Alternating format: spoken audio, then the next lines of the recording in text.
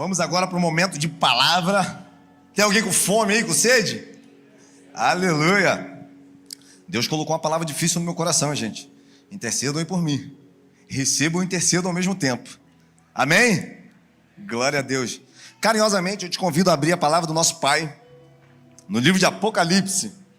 Meu Deus! Apocalipse capítulo 21. Vocês estão preparados? Eu confesso que essa mensagem, ela cortou o meu coração durante essas semanas. Em determinado momento, eu estava orando ao Senhor, participando de um momento de culto, e eu me questionei: Senhor, o que eu vou falar para o seu povo? O que o Senhor quer que eu fale? Porque existem pregações, irmãos, que de alguma forma nós já estamos estudando. Já está muito bem concretizado dentro de nós aquilo que estamos passando, vivendo ou sentindo. Mas existem pregações que o próprio Deus deseja falar algumas coisas muito específicas com a sua igreja. E enquanto eu questionava os céus aquilo que Ele queria comunicar nessa manhã, Ele me falou: fala para o meu povo que eu vou voltar. E eu falei: meu Deus, Ele é isso, Gordinho. Fala para o meu povo que eu vou voltar. E logo me veio à memória: meu Deus, quantas vezes eu ouvi falar sobre a volta de Jesus? Você, assim como eu, já deve ter ouvido essas frases, essa afirmação por diversas vezes. Jesus está voltando. Jesus vai voltar. O tempo foi passando. Nós crescemos, casamos, nos especializamos, tivemos nossos filhos. E essa verdade começou a perder força dentro da gente. Virou uma fábula. Virou um conto. Ouvir sobre a volta de Jesus parece algo distante. Só que Jesus tem voltado para pessoas todos os dias. O grande problema é que muitas vezes nós condicionamos a volta de Jesus à volta apocalíptica. Os céus se abrindo, Ele montado em seu cavalo, em sua cabeça um diadema com uma palavra que só Ele sabe. Os exércitos celestiais vindo junto com Ele. Ele com uma roupa toda como de linho branco, com uma couraça da justiça, suas vestes sujas de sangue, seus olhos como fogo, a sua boca como uma espada afiada, no qual Ele irá julgar as nações. Quando ouvimos da volta de Jesus, nós logo imaginamos os céus se abrindo, a trombeta tocando. Mas, irmãos, pode ser que Jesus volte para você e para mim de uma forma diferente. Pode ser que Ele nos chame. Assim como essa semana Ele chamou uma pessoa muito querida da nossa igreja. Na semana retrasada, nós tivemos a tristeza de enterrar um jovem, o Mateus, de 29 anos. Tinha se batizado um mês antes e, de repente, Deus resolveu recolhê-lo. Na sexta-feira, nós tivemos a triste missão de enterrar nossa irmã Tatiana, 50 anos. No domingo retrasado, estava servindo ali na porta, com o seu sorriso, com o seu abraço. E o tempo passou, começou a se sentir mal. De repente, ela soube que tinha uma doença congênita, algo que nunca tinha se manifestado. E a nossa irmã foi recolhida aos céus. E naquele momento, eu confesso que eu pensei: meu Deus, Jesus voltou para eles. E todas as vezes que eu tenho a oportunidade de falar em momentos fúnebres, eu falo: Jesus voltou. Nós vivemos numa dialética natural da vida, mas nós não sabemos a nossa hora. A palavra vai dizer que Ele virá como um ladrão, no momento que nós não sabemos. Todos nós temos uma senha. Em determinado momento ela vai ser chamada. A pergunta é se estaremos prontos ou não para encontrar o nosso Salvador. Uma característica desses homens que vieram antes da gente e falavam sempre da volta de Jesus é que eles tinham muita expectativa sobre essa vinda. Eles desejavam de forma ardente encontrar o Mestre, viver a eternidade com Cristo. Só que naturalmente o tempo foi passando e isso foi apagando dentro da gente. Essa expectativa já não é mais real. Porque, irmãos, a eternidade não começa quando nós morremos. A eternidade não começa quando nós chegamos na próxima vida. A eternidade começa quando nós temos um encontro real com Jesus Cristo. João Batista vai dizer: arrependei-vos, porque é chegado o reino de... O reino de Deus se apresenta para nós quando temos um encontro com Cristo. E quando nós experimentamos de Jesus, é inevitável que o desejo de estar com Ele eternamente não queime em nossos corações, porque, irmãos, nós iremos experimentar dessa presença sem fim. Nós iremos experimentar dessa paz, desse gozo de alma eternamente. Por isso temos que nos manter fortes. Por isso temos que nos manter constantes. Paulo vai dizer que nós somos peregrinos. A nossa pátria não é aqui. A nossa pátria é o... E quando isso foge dos nossos olhos, a gente começa a se enraizar na terra. Não existe problema nenhum em termos o desejo de dar o melhor para os nossos familiares.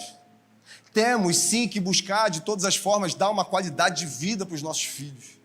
Temos sim que desejar coisas grandes. Deus colocou dentro de nós a capacidade de sonhar. E principalmente, Ele colocou dentro de nós a capacidade de realizar. Tudo é possível ao que? Irmãos, nós temos que sonhar sim. Nós temos que buscar o melhor sim. Mas não podemos esquecer. O nosso lugar não é aqui. O nosso lugar é o céu. E nessa manhã eu quero falar com você sobre a Nova Jerusalém. O lugar que foi preparado por Deus para mim e para você. Então, Apocalipse capítulo 21, versículo 1 vai dizer assim: eu vi o novo céu e a nova terra. O primeiro céu e a primeira terra passaram. O mar já não. Vi também a cidade santa, a Nova Jerusalém, que desceu dos céus da parte de Deus, ataviada, preparada, adornada para o seu esposo. Então ouvi grande voz vinda do trono dizendo: eis o tabernáculo de Deus com os homens, Deus habitará com eles. Eles serão povos de Deus e Deus mesmo estará com... E Ele lhes enxugará dos olhos toda lágrima. A morte já não existirá. Já não haverá luto, nem pranto, nem dor, porque as primeiras coisas passaram. E aquele que está sentado no trono diz: eis que eu faço novas todas as coisas. E acrescentou: escreve, porque essas palavras são fiéis e verdadeiras. Disse-me ainda: tudo está? Irmãos, está tudo pronto. Eu sou o Alfa e o Ômega. Eu sou o princípio e o fim. Aquele que tiver sede, darei de graça da fonte da água da vida. O vencedor herdará estas coisas, e eu lhe serei Deus, e ele será o meu. Quanto aos covardes, aos incrédulos, aos abomináveis, aos assassinos, aos impuros, os feiticeiros, idólatras, todos os mentirosos, para esse cabe o lago que arde com fogo e enxofre, a saber, a segunda morte. Essa é, quem sabe, uma das revelações mais profundas da palavra de Deus. João, o apóstolo, está em espírito diante da cidade santa. Em espírito ele está olhando para um lugar que foi preparado pelo próprio Deus para o seu povo. Mas, fisicamente, ele está enfrentando uma realidade muito difícil. Ele está aprisionado em uma ilha chamada Patmos, uma ilha-prisão de Roma. Todos os outros discípulos já tinham morrido. João, agora já com uma certa idade, está vendo os discípulos de Jesus, aqueles que tiveram um encontro com a graça, passar por uma perseguição horrorosa. O rei, imperador Domiciliano, exigia para si adoração, exigia que o culto a ele fosse prestado. E os nossos irmãos, eles não dividiam a glória que é de Deus com ninguém, assim como nós devemos fazer. Eles não se curvaram diante dos caprichos do imperador. E por isso, os nossos irmãos estavam sendo jogados em covas, comidos por leões. Os nossos irmãos estavam sendo obrigados a beber veneno. Estavam vendo os seus filhos decapitados. Estavam sendo lançados em prisões, cobertos com cera e acesos na cidade. E eu imagino João ali olhando essa realidade e imaginando tudo aquilo que ele viveu com Deus. Porque, irmãos, algumas vezes nós vamos sim enfrentar situações difíceis. Nós não queremos, evitamos, buscamos de todas as formas ter uma vida confortável, ter uma vida constante. Buscamos viver uma vida sem dor, sem oposições, mas é inevitável na caminhada do cristão passar por alguns desertos.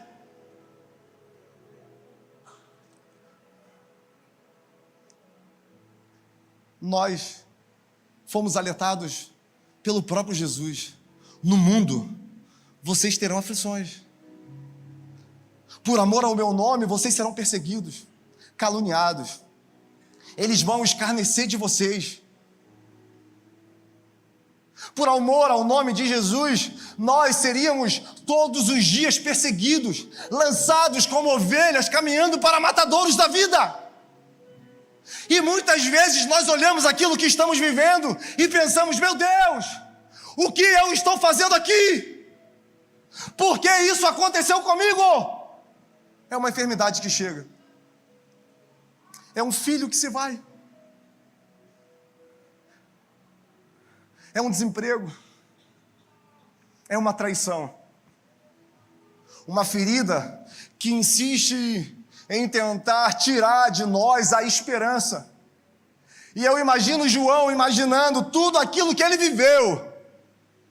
Afinal, durante 3 anos e meio, ele experimentou da mais pura revelação sobre quem é Deus. Ele andou com Jesus, viu milagres, viu mortos ressuscitarem, pães se multiplicarem. Ele viu coxo andando, paralítico se levantando. Ele viu o cego enxergando. Mas, naquele momento, ele está injustamente dentro de uma prisão. Quem sabe você chega aqui vivendo um período muito difícil da sua vida. E em momentos assim, a primeira porta que se abre é a porta da desesperança. É a porta da incredulidade. E a sua alma insiste em dizer para você: não vale a pena se manter fiel. Não vale a pena continuar. Não vale a pena continuar posicionado. Afinal, depois que eu tive um encontro com Cristo, parece que a minha vida piorou. Parou tudo de dar certo. Esse é um olhar humano. Quando pensamos dessa forma, é sinal que aquilo que é natural tem nos dominado. Porque nesse mesmo lugar de dificuldade é que Deus se manifesta para João e dá uma das maiores revelações que um homem já experimentou. A palavra vai dizer que ele está naquela ilha, de repente, em espírito, ele é levado até os céus. Ele ouve uma voz como voz de trombeta. Ele olha, vê alguém com o cabelo branco como a neve, os seus olhos como chama de fogo, a sua roupa como de linho branco, no seu peito a couraça da justiça, os seus pés como de latão reluzente, a sua voz como voz de trovão. É nesse lugar que ele olha para Jesus Cristo. É nesse lugar que Jesus Cristo, 100% Deus, com o seu corpo glorificado, resolve revelar o futuro para João. E eu quero profetizar que Deus vai te revelar o futuro nesse lugar que você está hoje. Eu quero te revelar que Deus vai abrir os seus olhos para aquilo que Ele tem pronto para você, mesmo nessa situação que você está agora. Porque Ele sempre tem um caminho. Ele sempre tem algo para nos mostrar. E a primeira coisa que eu aprendo é que Ele está junto com a gente nas prisões da vida. Ele está junto comigo e com você nos vales que nós enfrentamos. Nas dores, no luto. Nós nunca estivemos desamparados. Mesmo que a dor não permita que a gente perceba. Ele segura nas mãos daqueles que são seus. Ele tem te sustentado, Ele tem segurado nas suas mãos, Ele não te abandonou. E diante de tantas revelações, nós chegamos ao capítulo 21, onde João, ele tem uma visão da Nova Jerusalém. A palavra vai dizer que o primeiro céu e a primeira terra já passaram. Sabe tudo isso que a gente luta para conquistar? Tudo que buscamos ter, tudo que juntamos, tudo isso já acabou. Já se foi, já passou. Não vai ter mais nenhum efeito sobre as nossas vidas. Porque agora vem um novo tempo, um lugar que foi preparado para a noiva. Irmãos, eu faço algumas celebrações de casamento. E eu confesso que, enquanto a gente está ali naquele momento de cerimônia, para todos, nada é mais importante que a entrada do noivo. A noiva, ela começa a se preparar com dias de antecedência. Ela sonha, ela planeja. Ela coloca o seu vestido, ela vê os mínimos detalhes. Eu lembro, quando eu casei, e eu tive uma ideia muito doida, gente. Eu virei para a Jéssica e falei assim, nós vamos ficar uma semana sem se ver. Foi a última semana de paz que eu tive na minha vida. Vou aproveitar que ela não está aqui. E eu quero te ver no altar. Nós vamos estar orando e jejuando. E eu lembro perfeitamente a hora que eu visualizei Jéssica pela primeira vez depois dessa semana. Perfeita. Linda. Vivendo aquilo que nós sonhamos. E eu estava naquela posição de noivo, e quando ela despontou em uma escadaria, todos olharam para ela. A noiva se prepara. A noiva planeja e sonha com os mínimos detalhes esse dia tão especial. Quando Jesus nos compara com a noiva, Ele mostra que tem que existir uma expectativa no nosso coração para esse encontro. Temos que sonhar, temos que nos preparar, temos que nos preocupar com as nossas vestes, se elas estão limpas ou não. Temos que pensar nos detalhes, porque esse grandioso dia vai ser muito poderoso. Por isso não pode ser algo distante, não pode ser algo inalcançável. Nós não podemos tirar dentro de nós o desejo de nos mantermos limpos para o nosso noivo. E Jéssica estava toda de branco. E branco significa pureza. Branco significa santidade. Branco significa o estado original. E sem santidade nós não vamos conseguir ver a Deus. Sem nos santificarmos, nós não teremos o encontro com o nosso Mestre, porque convém que nós sejamos santos, porque Ele é. Só que a vida tem nos manchado tanto. E quando nós esquecemos desse encontro, a gente permite que essas manchas, que o pecado domine as nossas vidas. E vamos vivendo preocupado com coisas, preocupado com pessoas, preocupado com conquistas. E quantas são as vezes que nós olhamos para frente e não percebemos que já deixamos o desejo desse encontro lá atrás há muito tempo? Já não arde mais em nossos corações o desejo de agradar o coração de Deus, e isso é muito perigoso. Porque nós dizemos que amamos,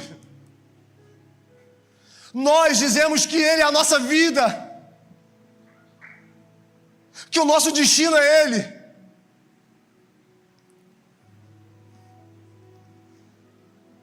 Mas vivemos como se Ele não existisse. Sabe por quê?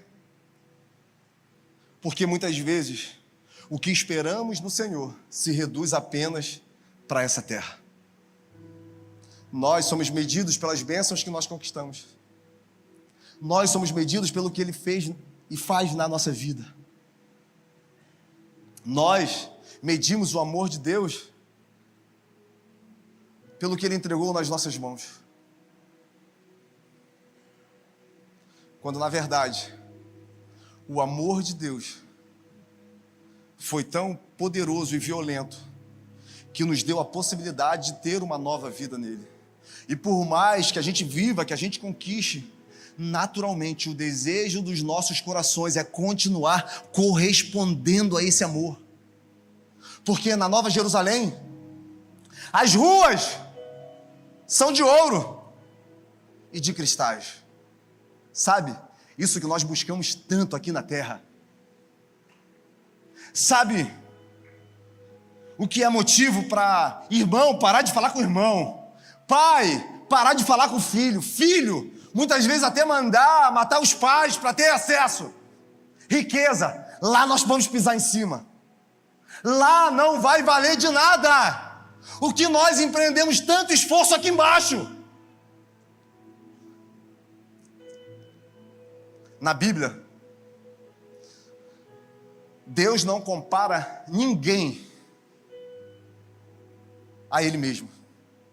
Mas Jesus vai dizer no Sermão da Montanha que ninguém pode servir a dois,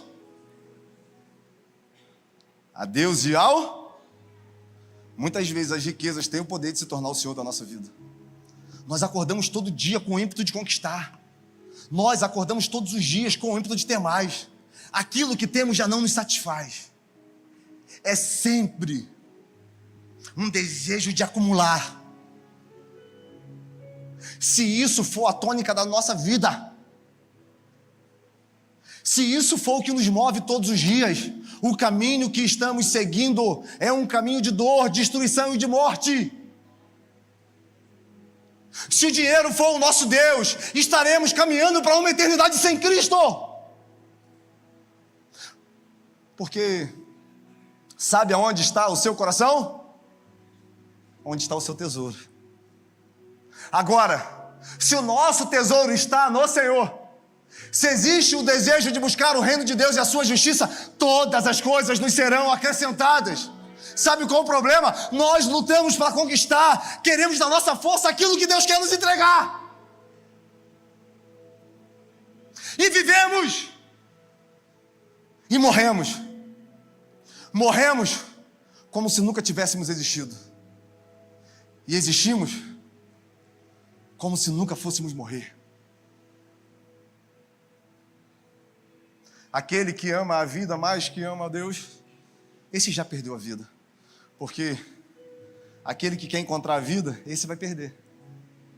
E aquele que perder a vida por amor ao nome do Senhor, esse vai encontrar. Mas pastor, você está dizendo então que não é para eu conquistar, não é para eu querer ter? Não, não estou falando isso. O que eu estou dizendo é que esse não pode ser o sentido da sua vida. Você não pode empreender todo o seu esforço naquilo que é perecível.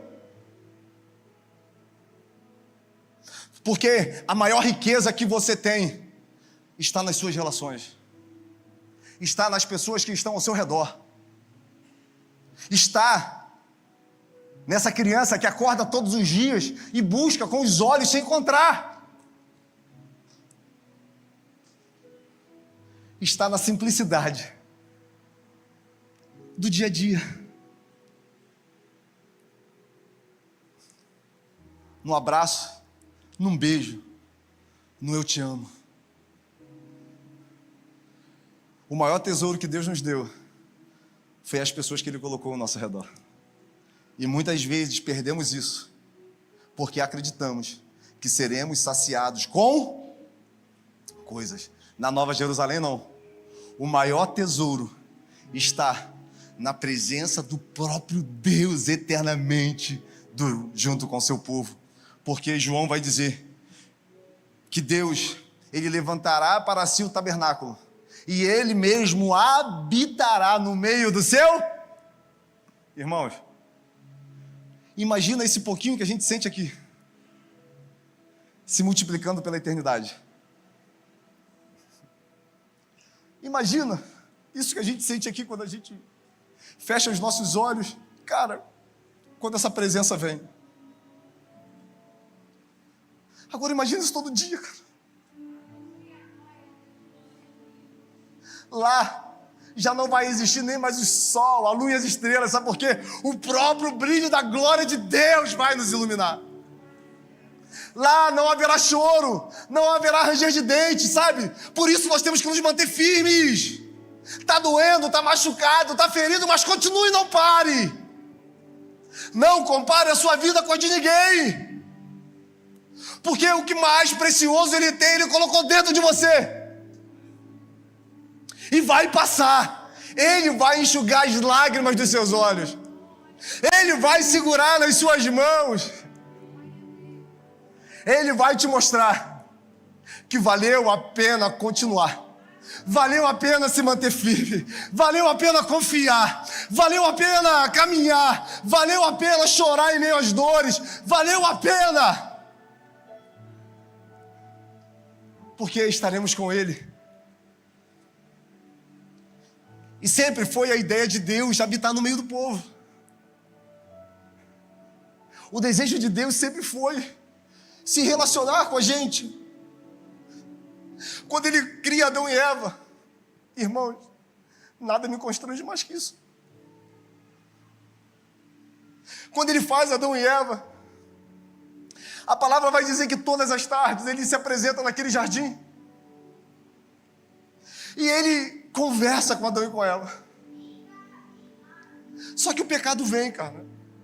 E sabe o que o pecado causa? Separação. E com muito respeito e carinho eu falo isso nessa manhã. Se você tem vivido a vida de pecado, você está separado.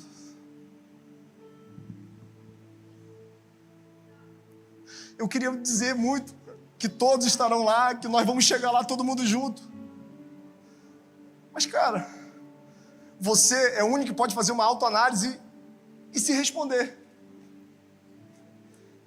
Se a vida que você está levando vai te levar para lá. Porque a graça já foi dispensada para a sua vida. Então, o pecado causou essa ruptura. Adão e Eva foram expulsos da presença de Deus. E a gente vai ver o desenrolar da história, irmãos. Toda a história segue um único projeto. Tudo o que aconteceu ao longo dos anos caminhou apenas para um lugar: Deus reestabelecer a sua relação com o povo. Nunca foi sobre Abraão, Nunca foi sobre Noé. Nunca foi sobre Davi. Nunca foi sobre Ezequiel, Jeremias, Sansão, Salomão. Eles apenas foram usados para apontar em uma direção: Jesus Cristo, o Cordeiro perfeito de Deus, tabernaculando. Em João, no capítulo 1, versículo 14, vai dizer que o Verbo se fez carne e habitou entre nós. E nós vimos a sua glória, a glória do Filho unigênito de Deus. É o próprio Deus abrindo mão de quem Ele é, para cumprir os projetos de Deus nas nossas vidas. Ele não precisava. Ele podia, dentro do seu poder e majestade, fazer qualquer coisa. Mas Ele se posicionou e disse: eis-me aqui, envia-me a mim. Jesus Cristo é o caminho que nos leva para Deus. Jesus Cristo é a declaração perfeita do amor de Deus para nossas vidas. A gente insiste em tentar conquistar, ter coisas para impressionar pessoas. E muitas vezes essas pessoas não estão nem para a gente. Mas tudo que nós precisamos, e eu vou falar isso muito carinhosamente, é impressionar Jesus Cristo com as nossas atitudes e escolhas diárias. Tudo que nós precisamos é desfrutar desse amor. É entender que Ele está disponível, Ele está acessível. Porque aquele que está sentado no trono diz: eu renovo todas. E você que é da nossa igreja já ouviu, mas eu sinto no meu espírito que é para eu contar novamente. Um dia, dentro de uma boate totalmente embriagado, eu vou lavar as minhas mãos. Naquele lugar barulhento,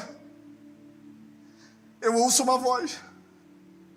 E essa voz diz: eu renovo todas as coisas. Eu pensei, cara, eu estou muito doido. Eu estou ouvindo coisas. E eu fui para o salão, só que essa voz não parava de soar no meu ouvido. Eu renovo todas as coisas.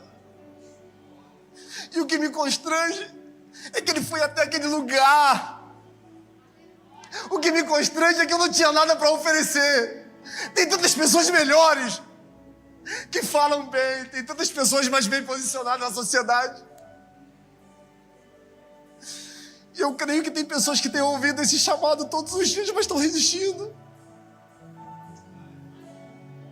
Eu creio que tem pessoas que Deus está chamando para uma vida nova, mas insistem em ficar presos às dores, às marcas, ao pecado. Quando existe um oceano de graça, disponível, acessível. Irmãos, sabe o que é mais louco? É que até no momento da revelação suprema, Deus resolve exalar sua graça e Ele diz: aquele que tiver sede, venha e beba gratuitamente. Cara, perceba que até nesse momento Ele faz questão de transbordar o amor dEle sobre as nossas vidas. A graça é um favor imerecido. Só que muitas vezes nós nos acostumamos com ela. E sabe quando isso fica notório? Quando começamos a nos acostumar. Quando já olhamos para a graça de uma forma natural. Mas a graça, ela aponta para um caminho de cruz. A graça aponta para uma exposição do Filho de Deus. A graça aponta para uma humilhação.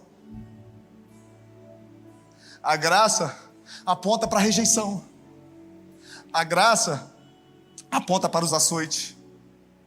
A graça aponta para uma coroa nos espinhos. A graça aponta para pregos em suas mãos. A graça aponta para prego nos seus pés. A graça aponta para feridas no seu corpo.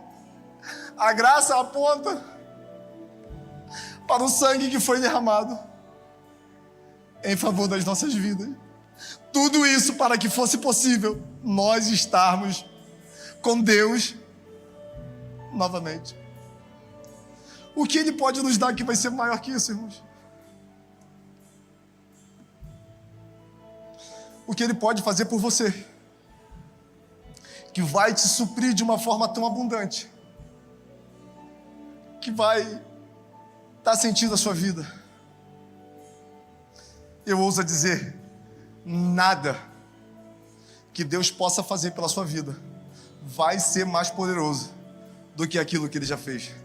Porque quando nós não tínhamos nada para oferecer, quando andávamos como errantes, desgarrados, Ele entregou o seu único filho para morrer em favor dos nossos pecados. Para que novamente nós tivéssemos acesso a... Ele é o Alfa, Ele é o Ômega, Ele é o princípio e Ele é o fim. Sabe o que isso mostra? É que Ele já sabe todas as coisas.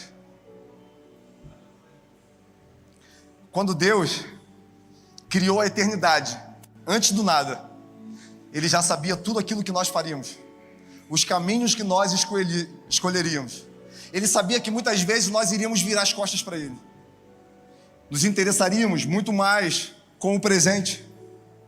Desejaríamos toda a glória, tudo nessa terra. Ele sabia que nós iríamos rejeitá-lo. Mas mesmo assim, Ele foi capaz de fazer o que Ele fez. Que amor é esse, irmãos? Que amor é esse? Que amor é esse? Que se o nosso pecado for vermelho como a escarlata, ou como o carmesim, através do seu sangue, Ele pode nos tornar puros como a lã.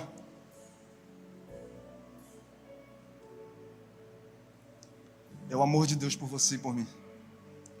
É o amor capaz de atravessar todos os limites. É um amor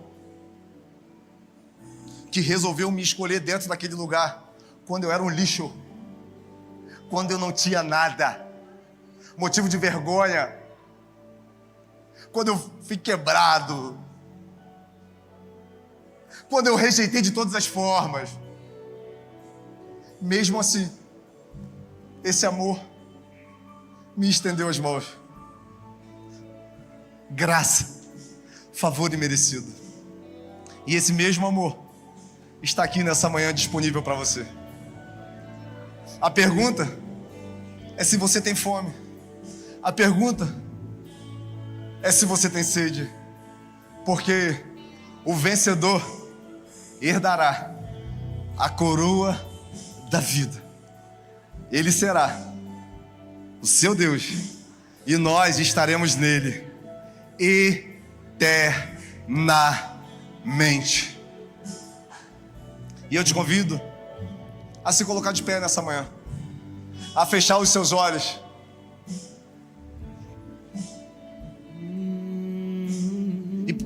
e olhar para dentro de você. Esse momento é você com você. Esse momento é você com Deus. E eu queria que você fizesse uma análise da sua vida. Quem sabe nessa manhã você precisa se arrepender. Quem sabe você precisa pedir perdão a Deus. Quem sabe nessa manhã você precisa olhar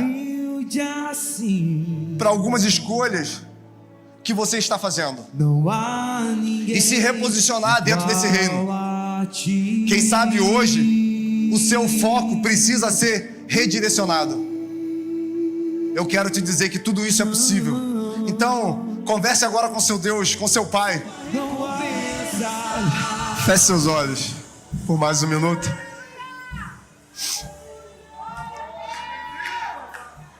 Jesus vai voltar.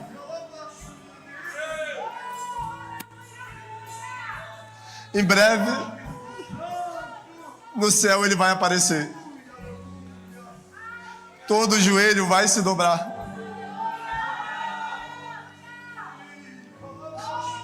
Toda língua vai confessar.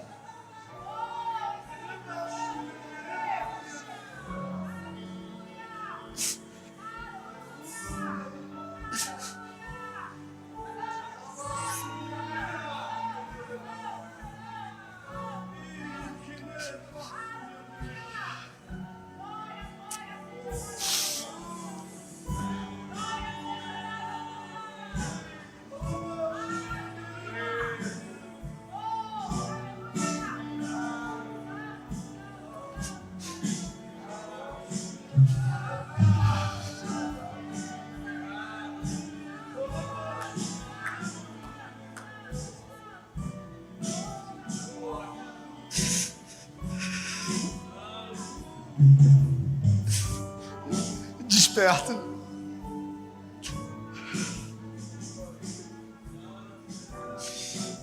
Quem tem ouvidos, ouça.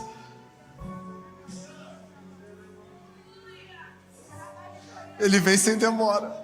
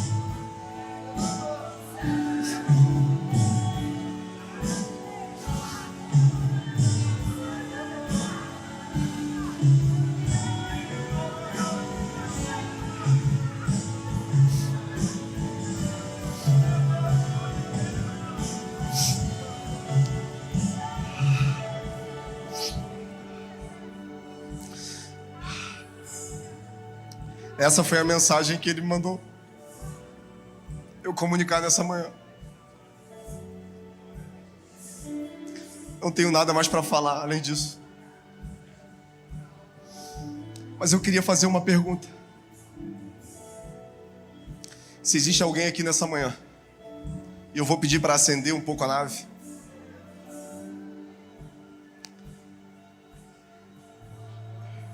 Que reconhece que precisa que as suas vestes sejam trocadas. Você que entende que precisa ser reposicionado nesse reino.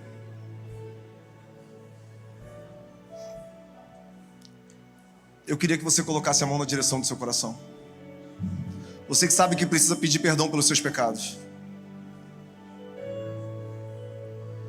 Que está vivendo como se a vida fosse só aqui. E também eu quero fazer uma segunda pergunta.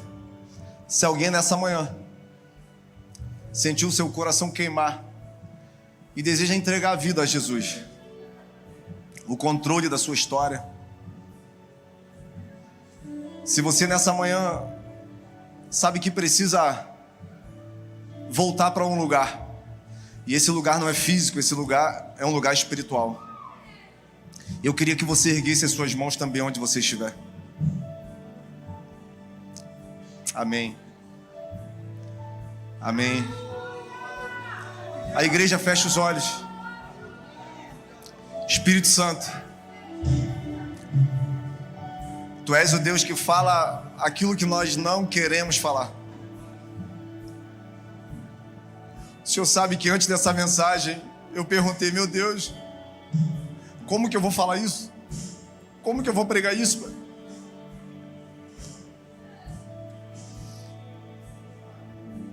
Nessa manhã, algumas pessoas reconhecem que precisam ter as vestes trocadas. Estão vivendo uma vida de distração, uma vida de pecado. Estão vivendo como se a eternidade se resumisse ao que é material. Nessa manhã eu quero te pedir em nome de Jesus que o Senhor venha trocar vestes aqui nesse lugar.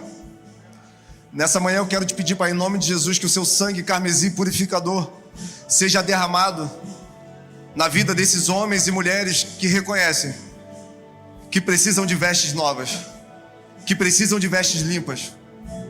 Outros entendem que precisam se reconciliar com os céus. Estão vivendo distraídos, já esqueceram as promessas, já não olham mais para o alto, confiam nas suas próprias forças. E também homens e mulheres que reconhecem Jesus como Senhor e Salvador. Toda a honra, toda a glória seja dada ao Senhor Espírito Santo, que nos trouxe essa mensagem. Eu quero te pedir, segura nas mãos dessas pessoas, Pai. Ajuda nos tempos difíceis, ajuda, Pai, nos desertos da vida. Não permita, Pai, que a gente venha a se sentir só. Que a Tua graça, que a Tua presença, que é mais forte que a morte, nos impulsione a viver o novo diante de Ti. Nos impulsione, Pai, a mudar as nossas escolhas, porque nós não queremos ser como aqueles que não entrarão, como os mentirosos, idólatras, os incrédulos, os feiticeiros. Nós não queremos ser, Pai, como aqueles que desprezaram a Sua presença e a oportunidade de viver uma vida em Ti nessa terra. Pai, em nome de Jesus, coloque a eternidade nos nossos corações. Coloque dentro de nós o desejo ardente em esperar a Sua volta. Viveremos sim, planejaremos sim, conquistaremos sim, sempre sabendo que o que estamos vivendo aqui é temporário, é transitório, é passageiro. O que nos espera é o céu. Somos peregrinos, somos viajantes. Nós não somos dessa terra. Do pó viemos, pro pó voltaremos, mas a nossa alma, o nosso espírito voltará para o Senhor.